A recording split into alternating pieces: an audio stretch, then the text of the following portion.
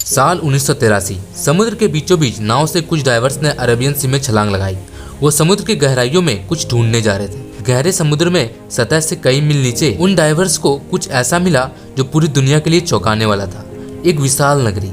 देखने में ऐसा लग रहा था मानो आज के समय की कोई अर्बन सिटी समुद्र के नीचे बसी हो। ऊंची ऊंची दीवारें, सड़कें, मूर्तियां, महल और एक पूरा वेल प्लान्ड शहर। समुद्र के अंदर ऐसी नगरी देखकर कुछ सारे डाइवर्स हैरान हो गए।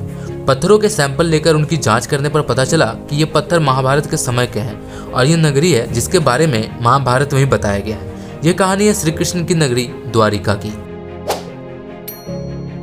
विष्णु जी के चारों धामों में से एक है द्वारिका।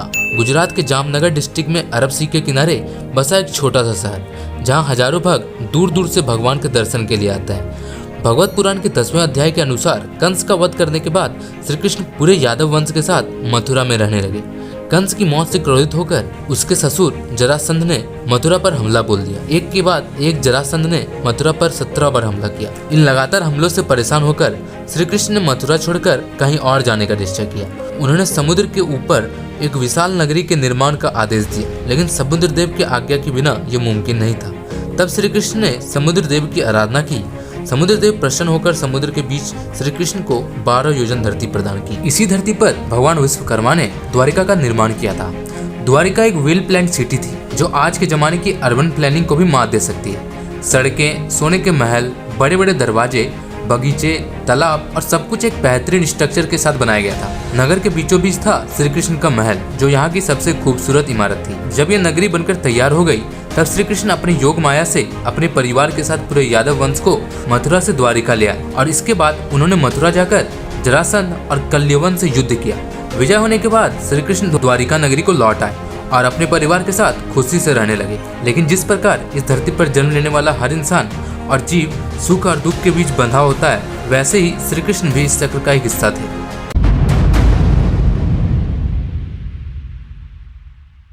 कुछ समय बाद पांडवों और कौरवों के बीच महाभारत का युद्ध शुरू हुआ, जिसमें श्री कृष्ण ने अर्जुन के सारथी के रूप में महत्वपूर्ण रूप से अहम भूमिका निभाई। 18 दिनों तक यह भीषण युद्ध चलता रहा, जिसमें आखिर पांडवों की जीत हुई। महाभारत के स्त्री पर्व के अनुसार जब कौरवों की माता गांधारी ने अपने पुत्र के मृत शरीर देखे तो उन्होंने श्री कृष्ण को इस युद्ध के लिए दोषी ठहराया। उन्होंने क्रोध में आकर श्री कृष्ण को श्राप दे दिया कि जिस प्रकार उनके पुत्र और वंशों का आपस में युद्ध करके विनाश हुआ, उसी प्रकार ठीक 36 साल बाद श्री कृष्ण के वंश का भी विनाश होगा। श्री कृष्ण ये जानते थे कि उनका वंश का विनाश आपस में लड़कर ही होगा, इसलिए उन्होंने इस श्राप को हंसकर स्वीकार कर लिया। लेकिन माता गांधारी के श्राप के साथ और श्राप था जो यादव वंश के विनाश का कारण बना। एक बार द्वारिका के पास बसे एक पवित्र स्थान पिंडारक में कई बड़े साधु संत आए। उन्हें देखकर श्री कृष्ण के पुत्र सांब और उनके कुछ दोस्तों ने ऋषि मुनियों के साथ शरारत करने की योजना बनाई। सांब एक गर्भवती स्त्री का वेश धरकर ऋषि मुनियों के सामने पहुंचा और उनसे अपने होने वाले बच्चे के बारे में पूछा। ऋषि मुनि अपनी मजाक उड़ते देख क्रोधित हो गए और उन्होंने श्राप दे दिया, सांब एक लोहे के मूसल को जन्म देगा जो यादव वंश के विनाश का कारण बनेगा।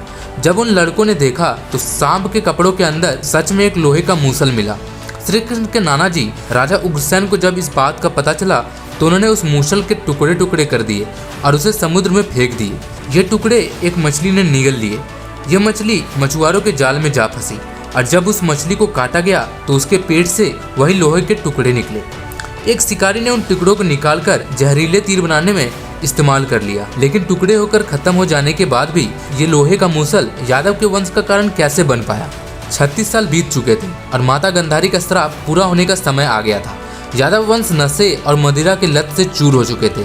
धीरे धीरे उन्होंने एक दूसरे से ही लड़ना शुरू कर दिया। ये लड़ाई इतनी बढ़ गई कि यादव वंश में अंदर ही अंदर युद्ध छिड़ गया। श्री कृष्ण के पुत्रों ने भी आपस में युद्ध करना शुरू कर दिया। एक एक करके पूरे वंश का विनाश हो गया। और तो और बलराम जी ने भी धरती का त्याग कर दिया। श्री कृष्ण ने जब ये देखा तो वो भी पास के एक पीपल के पेड़ के नीचे बैठ गए। उसी समय जरा नाम के एक शिकारी ने उन्हें हिरन समझकर उन पर तीर चला दिया। यह वही शिकारी था जिसने मछली के पेट से निकले टुकड़े से तीर बनाया था। वह जहरीला तीर श्री कृष्ण के पैर में जाकर लग गया और इसी प्रकार श्री कृष्ण भी इस लोक को छोड़कर अपने धाम लौट गए। जब अर्जुन को इस बात का पता चला तो वो दौड़े दौड़े द्वारिका पहुंचे। यहाँ का दृश्य देखकर उनका हृदय कांप उठा। पूरी द्वारिका अग्नि की चिता में जल रही थी, लेकिन अर्जुन ने होश संभाला और श्री कृष्ण से किए वादे के अनुसार सभी औरतों और बच्चों को वहां से सुरक्षित बाहर निकाला। खाली होते ही द्वारिका नगरी देखते देखते कुछ ही पलों में समुद्र में समा गई और श्री कृष्ण के ये द्वारिका हमेशा के लिए अरब सागर में कहीं खो गई। वर्तमान में द्वारिका को 2 हिस्सों में बांटा गया है, द्वारिका और बेट द्वारिका। द्वारिका समुद्र के किनारे बसा एक शहर है और बेट द्वारिका समुद्र के बीच बसा एक द्वीप है। कई सालों तक पुराणों में कथित द्वारिका को सिर्फ एक कहानी और झूठ मानकर नेगलेक्ट किया गया। काफी ढूंढने के बाद भी ऐसा कोई सबूत नहीं था जो हमारी पौराणिक कथा में बसी इस खूबसूरत नगरी के असली होने का प्रूफ दे सकता था। 1930 में खोज शुरू हुई और बेट द्वारिका के आइलैंड के अवशेष मिले। 1963 में यह पहला आर्कियोलॉजिकल एक्सकवेशन किया गया, जिसमें कई सारे पुराने आर्टवर्क और मूर्तियां भी मिली। इस फाइंडिंग से एक थ्योरी सामने आई जिसके मुताबिक श्री कृष्ण द्वारिका से ही अपने पूरे राज्य का एडमिनिस्ट्रेशन देखते थे और वो बेट द्वारिका में अपने परिवार के साथ रहते थे। इसके बाद साल 1983 से 1990 के बीच एक under water archaeologist doctor SR Rao और उनकी टीम इस मिशन को पूरा करने के लिए आगे आई। पानी के अंदर बहुत दिनों तक खोजने के बाद उन्हें पानी के नीचे एक अद्भुत नगरी के अवशेष मिले। उस नगर की दीवारों की मजबूत नींव के साथ कई पत्थर, खंबे, मूर्तियां, इरिगेशन सिस्टम और भी बहुत कुछ मिला। लेकिन आखिर इस बात का अंदाजा कैसे लगाया जा सकता था कि पानी के अंदर ग्राउंड लेवल से कई गुना नीचे जो रुइंस मिले वो श्री कृष्ण की नगरी द्वारिका के थे। इस बात की पुष्टि करने के लिए आर्कियोलॉजिस्ट ने उन पत्थरों की कार्बन डेटिंग निकालने का फैसला किया। कार्बन डेटिंग एक ऐसी प्रोसेस होती है जिसमें एक्सपेरिमेंट के थ्रू एक पत्थर की पॉसिबल एज निकाली जाती है।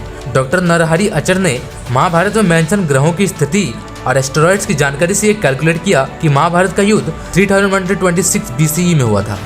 महाभारत के हिसाब से द्वारिका का निर्माण भी द्वापर युग में ही हुआ था और इन पत्थरों की कार्बन डेटिंग निकालने के बाद पता चला ये पत्थर उस समय से काफी क्लोजली रिलेटेड है। लेकिन पत्थर तो किसी भी समय के हो सकते हैं, तो फिर इस बात का स्ट्रॉन्ग एविडेंस कैसे कंसिडर किया जा सकता है?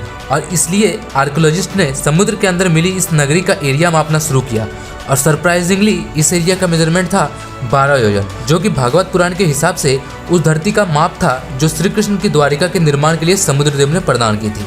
फंड्स की कमी के कारण यह एक्सकवेशन यहीं रुक गया, लेकिन 2007 में आर्कियोलॉजिकल सर्वे ऑफ इंडिया ने इसे फिर शुरू किया और आज भी ये एक्सकवेशन जारी है। तो दोस्तों, अगर आपको ये वीडियो पसंद आई हो तो वीडियो को लाइक और चैनल को जरूर सब्सक्राइब करें।